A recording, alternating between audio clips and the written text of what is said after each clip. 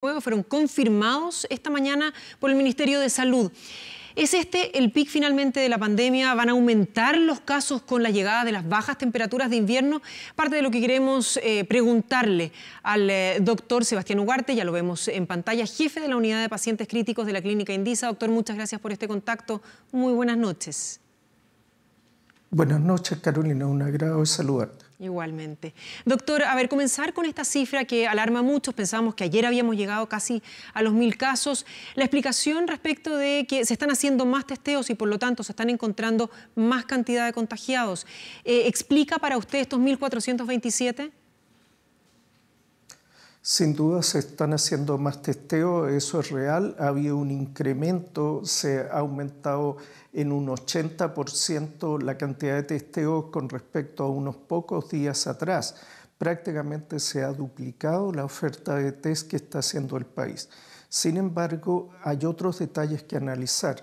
De esos test, hace pocos días atrás solo un 8% arrojaba positivo y en el día de hoy un 14% arroja positivo.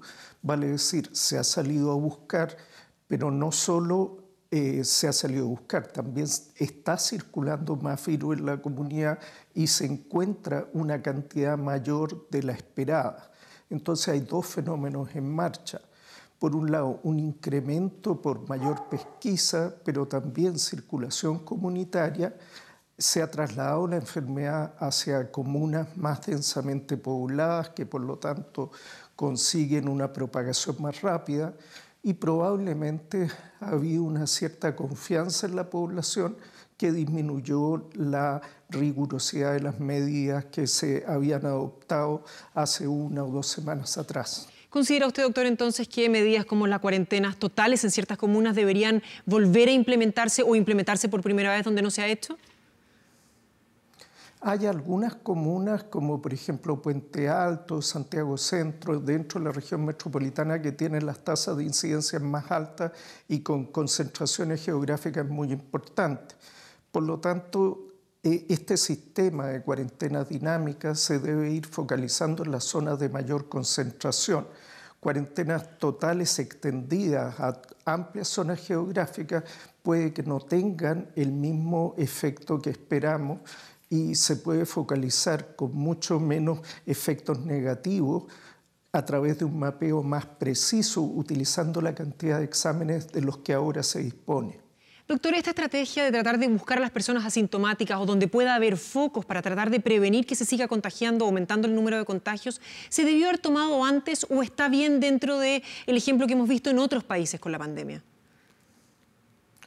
La verdad es que la capacidad instalada del país para realizar exámenes ha crecido de una manera asombrosa. Cuando partió esta epidemia había un laboratorio habilitado y se ha pasado a tener múltiples decenas de laboratorios, incluyendo los de universidades, que están colaborando con test. Esto ha sido una marcha forzada para ofrecer una mayor cantidad de test. Sale más fácil planificar el incremento de las muestras que realmente poderlo hacer. Hoy en día, con esto de más de 9000 test al día, nos estamos acercando a un nivel bastante razonable para poder tener el pulso de la epidemia. Incluso se quiere llegar más allá a 14000 test diarios. ¿Esto se podría haber hecho antes? Idealmente sí, pero materialmente pudo haber sido imposible. Doctor, escuchábamos al presidente durante la jornada de ayer decir que si es que no se reabre, no se trata de volver a salir, si nos mantenemos acuarentenados, decía el presidente, podemos llegar a una crisis económica muy grande. Pero por otro lado, por ejemplo, está dentro de las autoridades médicas el presidente de la Sociedad de Infectología que dice, ojo con la vuelta a la normalidad. ¿Cuál es su opinión al respecto? Bueno, es un balance muy delicado. La verdad es que, por un lado, si se pretende tomar medidas como en nuestro vecino país de Argentina, cuarentena total en todo el país, es fácil de iniciarlo, pero difícil de terminarlo, porque en algún momento hay que liberar para ir retomando actividad. En Chile, la forma en que se ha manejado ha logrado un relativo control. No es para cantar alabanzas ni relajarnos, sino que efectivamente no tenemos la situación dramática que se vivió en Italia, en España, en Nueva York o en nuestro vecino Ecuador. Sin embargo, este control que tenemos permite cierto grado de actividad y obliga a cierto grado de actividad porque se va alargando el proceso. La epidemia no va a durar 1 o 2 meses, sino que va a ser más larga y eso obliga a repensar cómo sostener un periodo más largo de epidemia. Doctor, ¿qué pasa con las mujeres embarazadas? He escuchado ambos casos que tienen mayor riesgo o que no lo tienen, pero, por ejemplo, durante esta jornada se conoció una guagua recién nacida en Antofagasta, que prematura además, y que salió positivo al COVID-19. Su madre también había sido positivo. ¿Cuál es la situación de ellos y los recién nacidos? Bueno, efectivamente han habido por lo menos 3 casos reportados en la literatura de recién nacidos positivos por coronavirus. ¿Qué es lo que ocurre? No necesariamente una transmisión vertical transplacentaria de la madre al fetito, sino que ocurre en el acto connatal, en el momento de las maniobras de apego o en la lactancia inicial se puede producir el contagio. Por eso la Sociedad Chilena de Neonatología ha establecido estrictos protocolos para manejar el parto y la situación en torno al parto. Eso evita el apego, evita la lactancia inicial, pero protege al recién nacido de un contagio inmediato. Difícil situación también cuando una madre recién da luz, ¿no? Doctor, los tratamientos con medicamentos como el Remdesivir, que ha sido recién autorizado en Estados Unidos, las células madre también, por otro lado, estas vacunas experimentales que ya han dado buen resultado en monos, sobre todo en Oxford, ¿se ve que hay alguna solución en el momento cercano, digamos, en el corto plazo? La verdad es que los diferentes tratamientos disponibles tienen dispares resultados según el momento, la fase, por lo menos las 3 fases en que cursa la enfermedad.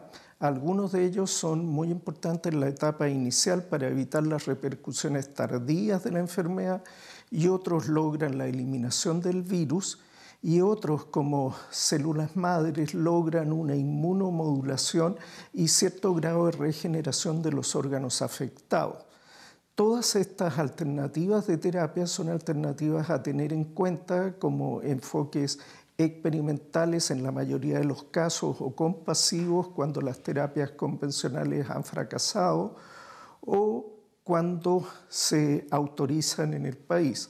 En el caso de este último antiviral, debemos considerar que aún no está disponible en nuestro país y su disponibilidad sin duda podría aportar un arma más para el tratamiento. En cuanto a las vacunas, de todas las vacunas que están en desarrollo con diferentes estrategias, utilizando RNA, utilizando moléculas del manto, probablemente requieren todavía algunos meses y probablemente va a terminar este invierno del hemisferio sur antes de que podamos tener una vacuna disponible.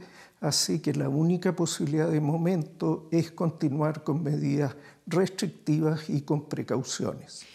Doctor, ¿cómo ve usted la situación respecto del aumento en cuanto a los casos de aquellas personas que tienen sintomatología?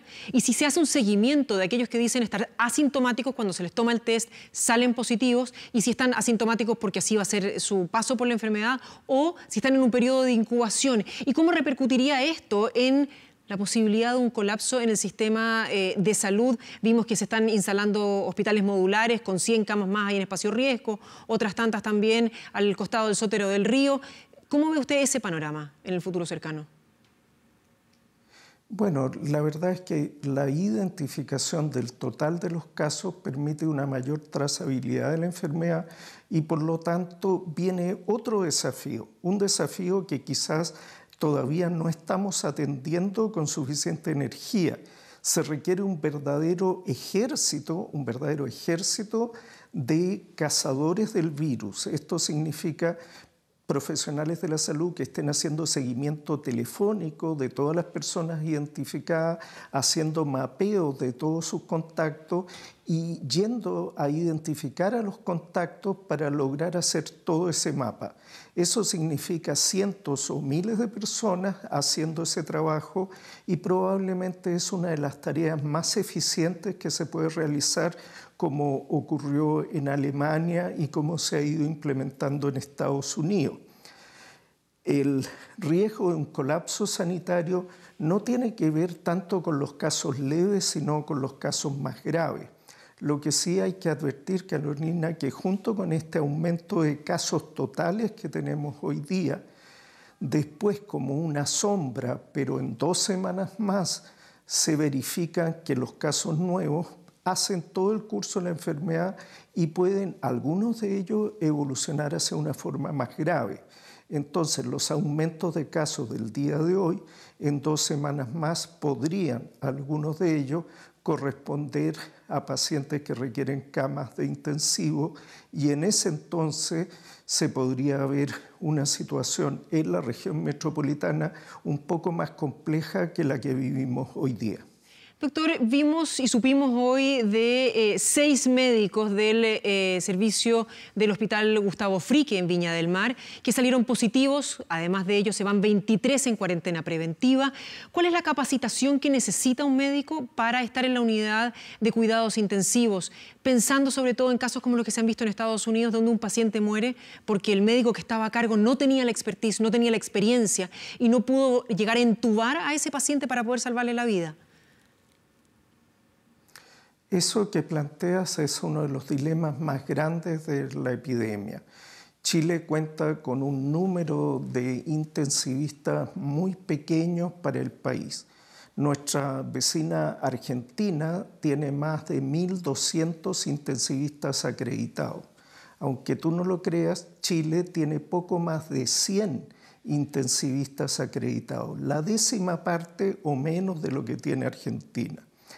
Eso significa que no basta solo tener ventiladores, se requieren médicos, kinesiólogos, enfermeras altamente entrenados.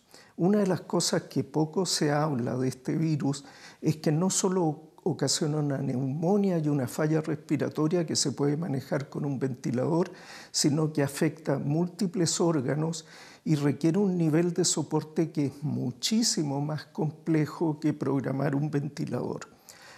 Es no solo intubar bien a un paciente, que solo la maniobra de intubar es demasiado compleja para un médico no entrenado, pero el resto del manejo, Carolina, es muchísimo más complejo aún, de los casos más graves y complejos que he visto en mis años de experiencia. Y por lo tanto, esa es una de las áreas en que como país, no ahora porque no se pueden preparar médicos especialistas tan rápido, pero a futuro debemos considerar con seriedad. Claro, y eso además de la presión que se está viviendo. Doctor Sebastián Ugarte, jefe de la unidad de pacientes críticos de la Clínica Indisa, muchísimas gracias por este contacto. Buenas noches. No, encantado. Muchas gracias a ustedes. Gracias.